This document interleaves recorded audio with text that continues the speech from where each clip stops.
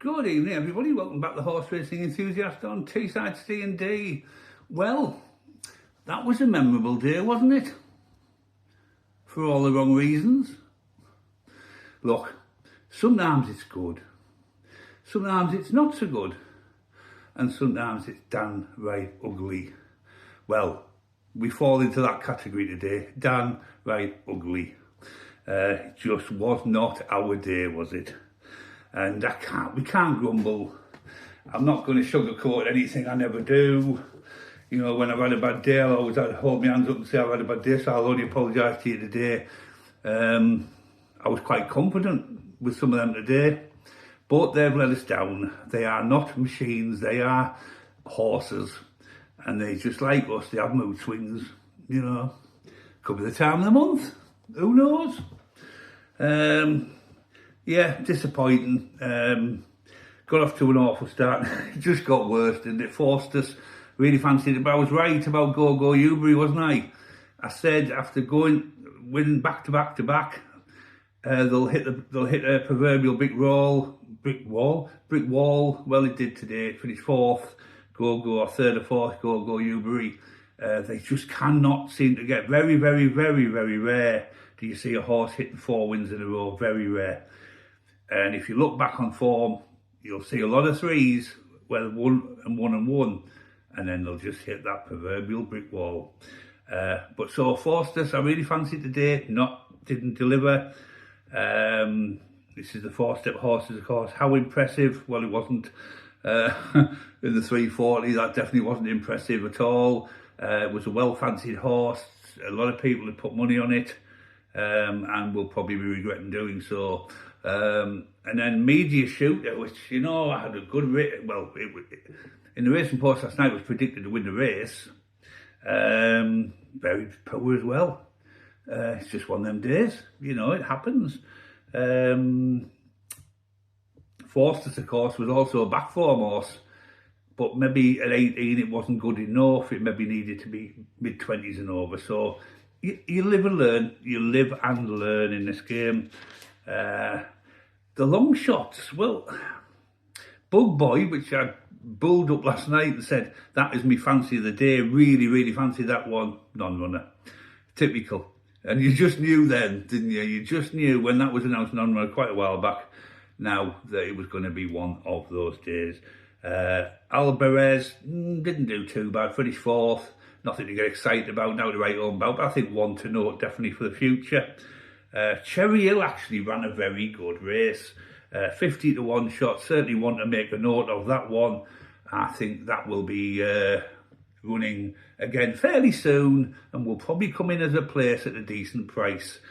And Lawman's Bliss, which I really did fancy, yeah.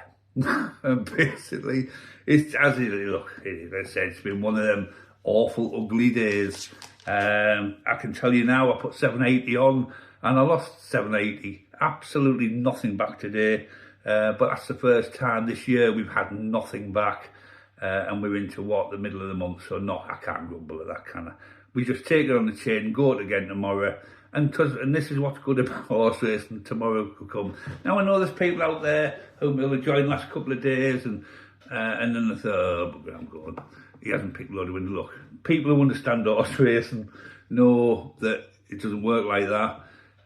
You take the good with the bad and the ugly, and if you're not prepared to do that, then you shouldn't be backing horses. Simple as that.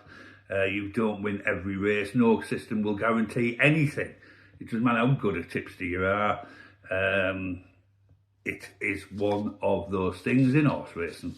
Now, I'm going to combine the videos tonight after the results done, because it's been such a disappointing day on the results. It's not took very long, so I'm going to move on to tomorrow's selections, which I've got to say very quietly that they don't look too bad. But I want you to get a pen and paper ready, or you're certainly going to have to make a note of these things, because it's a little bit confusing tomorrow. There's a bit of crossovers in systems, and it could be quite interesting. Like one horse in particular has qualified for 3 systems: back form, 4-step, long shot. but it isn't a long shot, so I've discounted it from the long shot because the price is not long shot price. But we have one on the back form, again, that's all, but it also falls on the 4-step system. Condrieti Wave, yes, it's back out again, people. Condrieti Wave, 6:30 at Kempton. Is it Kempton? Is it Kempton? Chelmsford, sorry, 6:30 at Chelmsford. £33 below its best official rating. We know it's a good horse. We know it's due a win. It is a beaten favourite last time out, and it should have won then. It's a course and distance winner. It was 6th last time out, very, very poor. But what was that meant to happen? To try to push the price out, well, it hasn't worked because it's 11 to 8. Now, I'm going to tell you now, I think that'll definitely win tomorrow, but I ain't recommending it. I just think there's absolutely no value in that horse, and I certainly won't be putting any money on it tomorrow because I just think it's just, unless you're a big gambler, and of course people on this channel know I don't push big gambling, I push sensible stakes, small stakes for big profits and big returns. I will not be touching Condrieti Wave, but I wanted to mention it because it falls under 2 systems, but the price is no longer there. There's no value in that horse whatsoever tomorrow. Right, so let's have a look. Where are we then tomorrow? Right, I'm going to start with the 4-step system now, because that's the back form gone. 4-step system, we have in the 6 o'clock at Chelmsford, Pitney, number 4 on the race card, but it is actually the highest official rating, or the second highest official rating. It's enough ahead of the other horses in the race for me to be confident with it.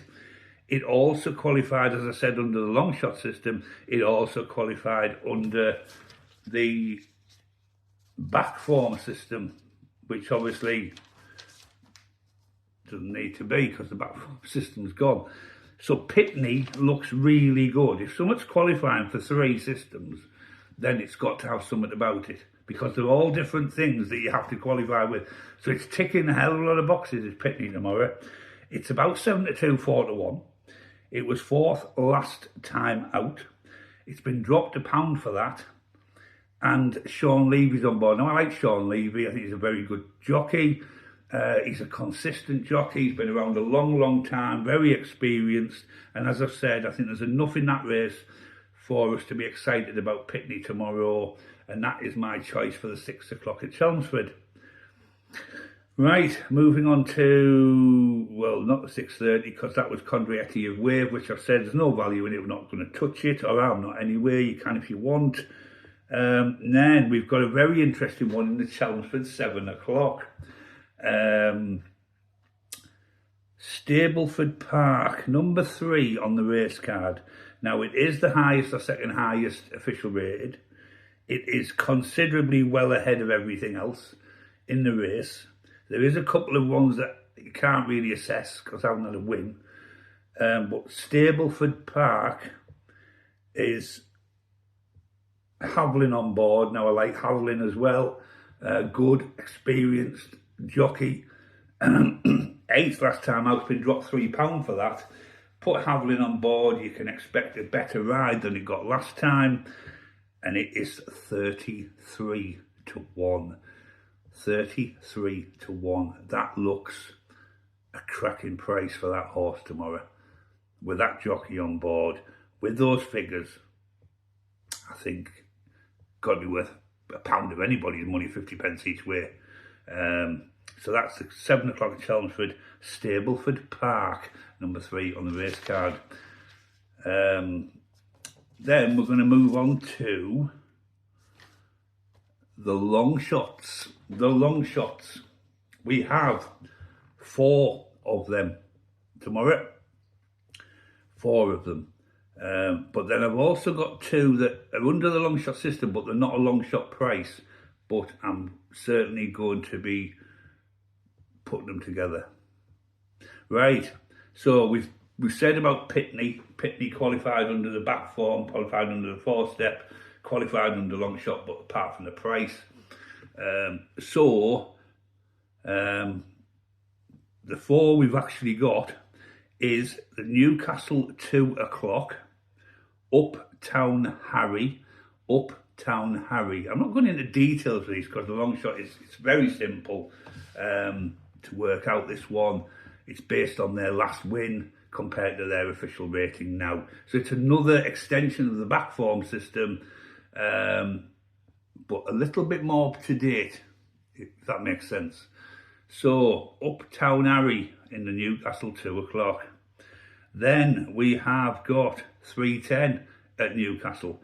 Gandhi Maker. Yeah, looks good.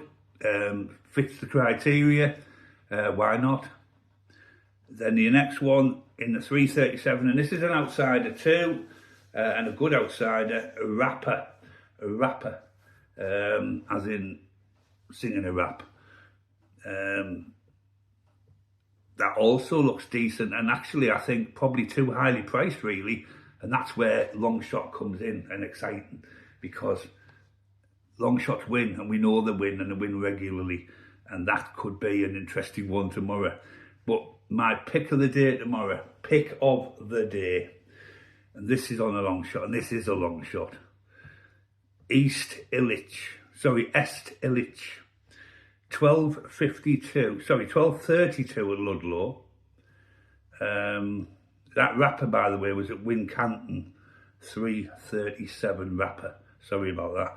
3.37 at Wincanton rapper. And then Ludlow, 12.32, Est Illic. It's 2 words. It is, since its last winner, £48 below it. Big price. Could be a silent assassin tomorrow, that one. Could be a little ninja horse tomorrow, that one. But will it do it? Is it in the good earth level? Probably not. But is the price worth going for? Absolutely it is. Do I think it can make the frame? Yes, I do. Can't see it winning, but who knows? They do win, and big prices do win races, don't they? And it's in that, we're in that stage of the season now. We're only 6 or 7 weeks off the flat starting again, and they're just getting things ready and giving them a bit of a run. And it could just be the day tomorrow when we see a shock winner there in Est Illic. £48 below its last win rating. Oof, dear me, that could be a good one. Right, I'm going to tell you what I'm going to do tomorrow. Now, the two I haven't put in there because they're not long shot prices is obviously Pitney. I mentioned that one in the Chelmsford 6 o'clock. But then there's another one, Clotilda, I think it is. Clotilda, yeah.